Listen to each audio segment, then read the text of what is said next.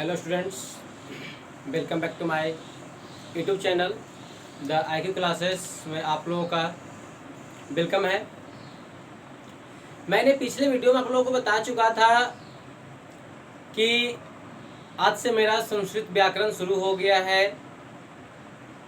पिछले वीडियो जो हम लोग डाल चुके हैं उसमें संस्कृत के बारे में बताया गया है। आप जाकर के उसको देखिए कि संस्कृत ग्रामर में क्या क्या पढ़ाया जाएगा, संस्कृत ग्रामर के बाद फिर इन बुक में क्या पढ़ाया जाएगा, कौन सा बुक पढ़ाया जाएगा, संपूर्ण तैयारी कराया जाएगा, उसके बारे में सब कुछ आपको वहाँ पर डिटेल्स दिया गया है। आप एक और जा करके मेरा पिछले डाले गए वीडियो को देखिए संस्कृत ग्रामर का।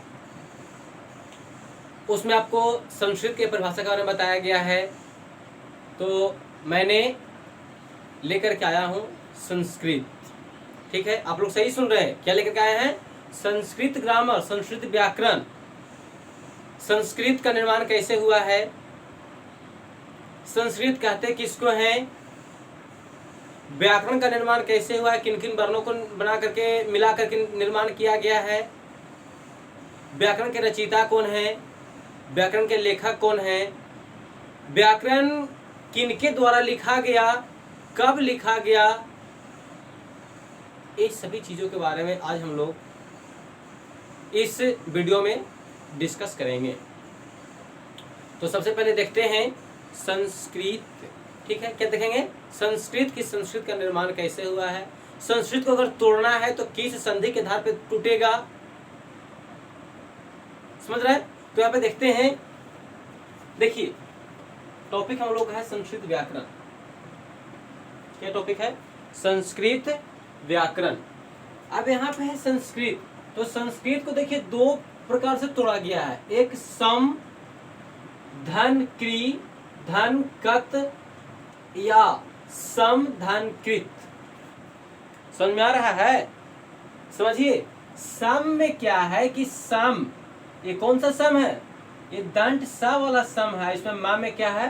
हलंत है। माँ में क्या है? हलंत है। आप लोगों को पहले बता चुके हैं कि हलंत एक ऐसा चिन्ह है, ऐसा संकेत है जो किसी भी वर्ण में लगने के बाद उस वर्ण को आधा कर देता है। समझ रहे? तो यही किया गया है। ये सम धन क्री। क्री क्या है? क्री मतलब होता है क्रिया, या क्री मतलब होता है करना। ठीक है, तो यहां से क्री हो गया। और कत क्या है? तो क्री धातु हो गया। क्री क्या हो गया? क्री हो गया धातु। और कत क्या है? तो कत जो है मेरा वह है प्रत्यय। समझ रहे? कत क्या है? कत है प्रत्यय। तो आप लोग अब समझ गए होंगे कि संस्कृत को अगर हमको तोड़ना होगा तो कैसे तोड़ेंगे? तो सम धन क्री धन कत या सम धन कृत संस्कृत। ठीक है, तो इसको जब इकट्ठा करेंगे तो ये कुछ इस तरह से बनेगा। समझ रहे हैं? कोई दिक्कत? अब है कि संस्कृत का शाब्दिक अर्थ क्या होता है उसके बारे में देखेंगे। संस्कृत सभी भाषाओं की जननी कहा गया है, तो क्यों कहा गया है? आप लोगों को पिछले वीडियो में बता चुके हैं कि जितने भी भाषाओं का निर्माण किया गया है वो सभी को संस्कृत से ही अलग किया गया है। सब मिलाकर बोले तो संस्कृत सभी भाषाओं की जननी मानी जाती है। देखते हैं संस्कृत का शाब्दिक अर्थ। संस्कृत का शाब्दिक अर्थ है शुद्ध, परिष्कृत, परिमार्जित। समझ रहे हैं ना? संस्कृत का शाब्दिक अर्थ अगर आपसे कोई पूछेगा कि बताओ संस्कृत का शाब्दिक अर्थ क्या होता है, तो बोलना है कि संस्कृत का शाब्दिक अर्थ होता है शुद्ध, परिष्कृत, परिमार्जित या परिनिष्ठित भी होता है। मतलब कि शुद्ध, बिल्कुल शुद्ध, कोई मिलावट नहीं है। जैसे आप लोग सुने हैं ना कि देसी घी खाता हूँ। क्या खाता हूँ? देसी घी। देसी घी में कोई मिलावट नहीं होता है। उसी प्रकार से संस्कृत एक ऐसा शब्द है इसमें कोई मिलावट नहीं है, इसमें किसी भी अलग भाषाओं का मिश्रण नहीं है। यह शुद्ध है, परिमार्जित है, परिष्कृत है, परिनिष्ठित भाषा है। तो आज हम लोग जान गए कि संस्कृत का शाब्दिक अर्थ क्या होता है। शुद्ध होता है, परिमार्जित होता है, परिवर्तित होता है, परिनिष्कृत होता है, परिनिष्ठित भी होता है। ठीक है, लिखा भी है कि संस्कृत का शाब्दिक अर्थ शुद्ध, परिष्कृत, परिमार्जित। संस्कृत भाषा का अर्थ है शुद्ध एवं परिमार्जित भाषा।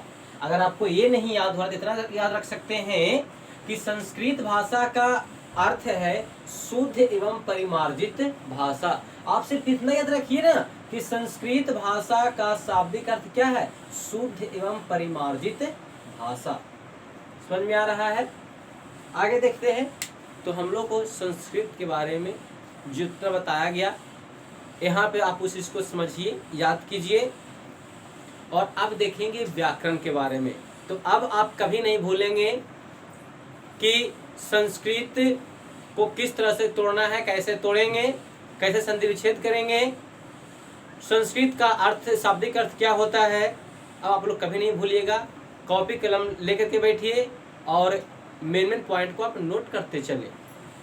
ठीक है, अब देखते हैं व्याकरण के बारे में।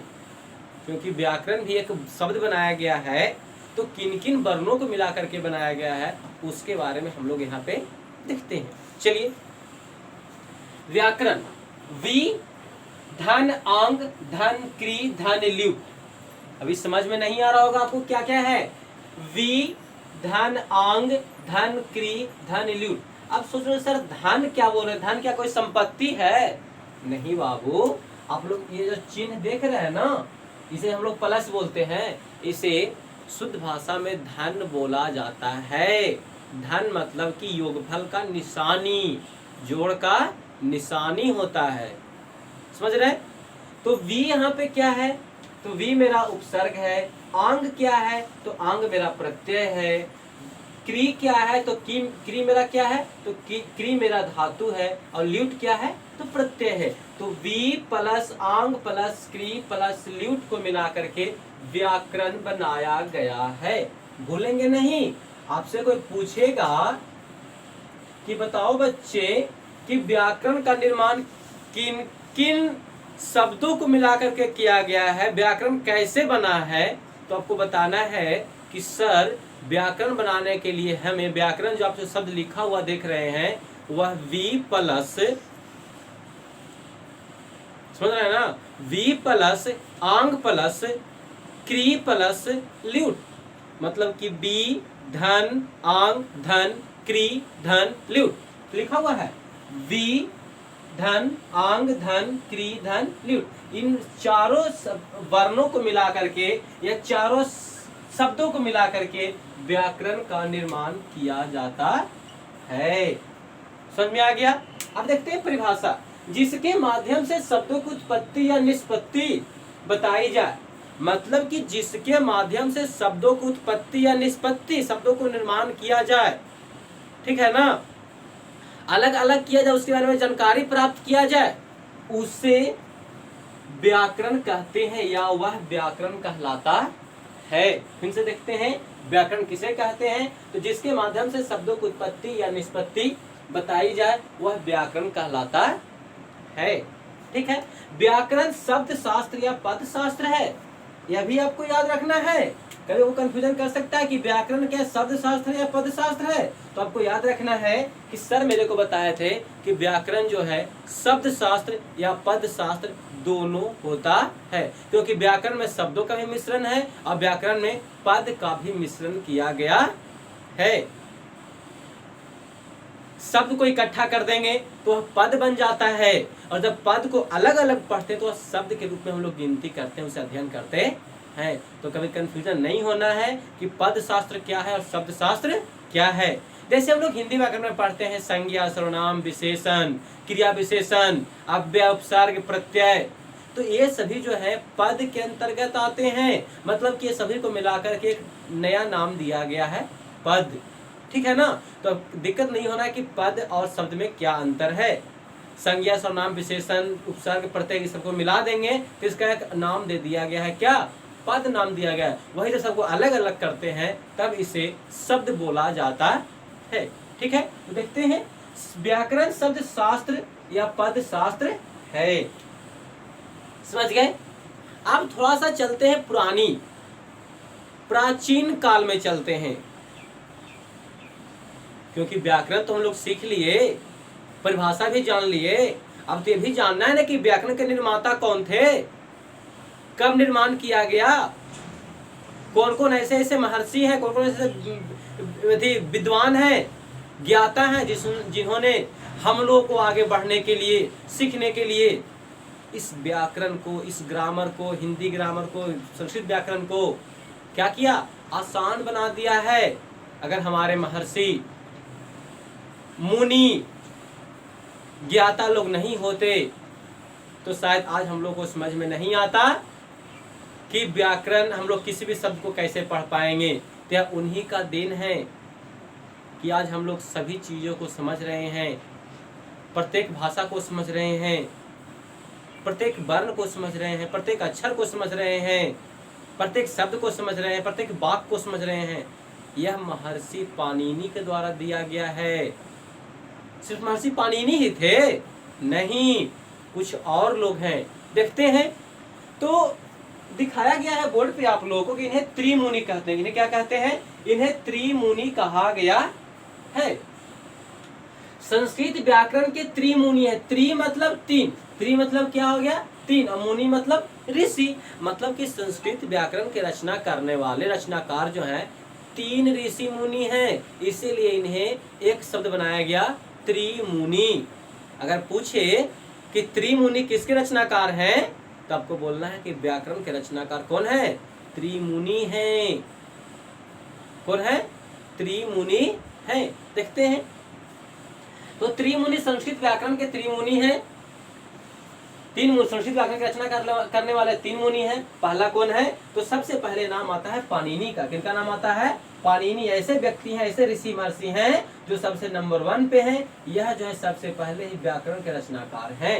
इसके बाद कौन है? इनके बाद कात्यायन या वररुचि, दोनों एक ही हैं। ठीक है ना, समझ लीजिए। कात्यायन बोलिए फिर वररुचि बोलिए, दोनों एक ही व्यक्ति हैं। तो पहला पाणिनि, दूसरा कात्यायन या वररुचि, और तीसरा कौन है? तीसरा है पतंजलि। तीसरा कौन है? तीसरा है पतंजलि। तो अब हम लोग कभी नहीं भूलेंगे कि त्रिमुनि कौन है और त्रिमुनि किन्हें कहा जाता है और क्यों कहते हैं। त्रिमुनि किन्हें कहते हैं? तो पाणिनि, वररुचि, कात्यायन और पतंजलि को त्रिमुनि कहते हैं। क्यों कहते हैं? क्योंकि तीनों मिलकर के संस्कृत व्याकरण के रचनाकार हैं। प्रथम रचनाकार कौन है? तो प्रथम रचनाकार कौन है? तो उन्हें बोलेंगे पाणिनि। ठीक है, आगे देखते हैं। अब आता है अष्टाध्यायी।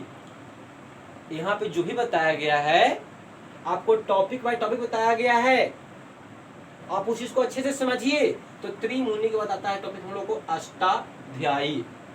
अब यहाँ तो हम लोग समझ रहे कि अष्टाध्यायी में क्या है कि 8 अध्याय मिलाया गया है। क्या है? अष्टाध्यायी में 8 अध्याय मिलाया गया है, इसीलिए इसका नाम अष्टाध्यायी पड़ा। बात सही है, लेकिन आगे भी तो देखें कि अष्टाध्यायी कहते किसको, क्यों है? तो व्याकरण शास्त्र का महत्वपूर्ण ग्रंथ अष्टाध्यायी है। समझ में आया? अष्टाध्यायी इसलिए कहते हैं कि व्याकरण शास्त्र का महत्वपूर्ण ग्रंथ जो है वह अष्टाध्यायी ही है। अगर आपसे कोई पूछे, कभी एग्जाम में पूछा जाए कि व्याकरण शास्त्र का महत्वपूर्ण ग्रंथ कौन सा है, तो 4-5 में से आपका एक ऑप्शन होगा अष्टाध्यायी। तो आपको अष्टाध्यायी लिख करके आना है कि व्याकरण शास्त्र का महत्वपूर्ण ग्रंथ जो है, प्राचीन ग्रंथ जो है, अष्टाध्यायी है। आगे देखते हैं। जो महर्षि पाणिनि, ध्यान रखेंगे कि जो महर्षि पाणिनि की रचना है, आपसे पूछेगा बच्चे कि अष्टाध्यायी किन की रचना है, तो अष्टाध्यायी महर्षि पाणिनि की रचना है। पाणिनि किसकी रचना किए हैं? तो पाणिनि अष्टाध्यायी की रचना किए हैं। आपको एक नंबर का भी क्वेश्चन से कंप्लीट हो रहा है। ये क्वेश्चन आपको हाई लेवल तक पूछेगा, कॉम्पिटिटिव एग्जाम में पूछता है कि अष्टाध्यायी के लेखक कौन है या पाणिनि किसकी रचना किए हैं। तो दोनों का उत्तर है। अगर पूछेगा कि अष्टाध्यायी के लेखक कौन है तो पाणिनि किसकी रचना किए हैं, तो आपको यहाँ पर देना है अष्टाध्यायी। समझ रहे हैं? आगे देखते हैं। इसका निर्माण प्राचीन ग्रंथ के अनुसार, मतलब पुराने ग्रंथों के अनुसार, इसका जो है 700 ईसा पूर्व किया गया है। अगर आपसे पूछे कि अष्टाध्यायी का रचना कब किया गया था, तो प्राचीन ग्रंथों के अनुसार 700 ईसा पूर्व, मतलब कि ईसवी पूर्व से पहले ठीक है ना। आज हम लोग जो पढ़ रहे हैं सन, क्या पढ़ते हैं हम लोग सन पढ़ते हैं। आज अभी चल रहे हैं 2021 में, ठीक है ना। तो इसको शुरू होने से पहले ईस्वी पूर्व, साफ लिखा हुआ ईस्वी पूर्व, ईस्वी से पहले, ठीक है ना। यहाँ पे 700 ईस्वी पूर्व में अष्टाध्यायी के निर्माण किया गया, किनके द्वारा? तो पाणिनि के द्वारा किया गया। अब तो नहीं भूलेंगे, भूलना भी नहीं चाहिए, क्योंकि आपको यहाँ पर बहुत महत्वपूर्ण बातें बताया जा रहा है। आप लोग ध्यान पूर्वक इसे सुनिए, समझिए। आगे देखते हैं। अतः संस्कृत व्याकरण के पिता महर्षि पाणिनि कहलाते हैं। यहाँ पे आपका डाउट जो था बिल्कुल कंप्लीट कर दिया गया है, अब कोई डाउट नहीं होगा। अब आपके पास कोई क्वेश्चन है तो बोलिए, आप नीचे कमेंट बॉक्स में आइए, उसमें क्वेश्चन ऐड कीजिए, आपको प्रत्येक क्वेश्चन का उत्तर बताया जाएगा। समझ रहे हैं? तो अब आपको याद होना चाहिए कि संस्कृत के पिता कौन है। तो संस्कृत के पिता कौन है? महर्षि पाणिनि है। महर्षि पाणिनि के द्वारा संस्कृत या अष्टाध्यायी का निर्माण कब किया गया? तो अष्टाध्यायी का निर्माण किया गया कब? 700 ईसा पूर्व। समझ में आ रहा है?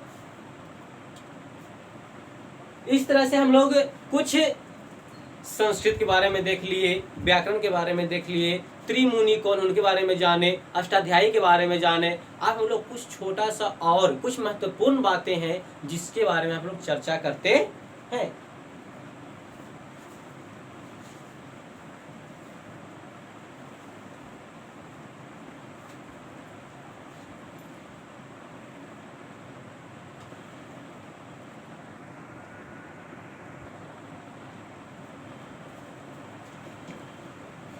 तो अभी हम लोग देख रहे थे अष्टाध्यायी के बारे में।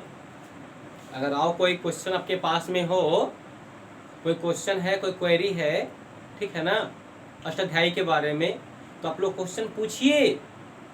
हमें क्वेश्चन पूछने से कोई हिचकिच नहीं है। आप लोग जितना क्वेश्चन पूछिएगा मैं आपका उतना ही क्वेश्चन का उत्तर दूंगा। अगर बड़ा क्वेश्चन होगा तो उसके लिए अलग से आपका वीडियो बनाया जाएगा।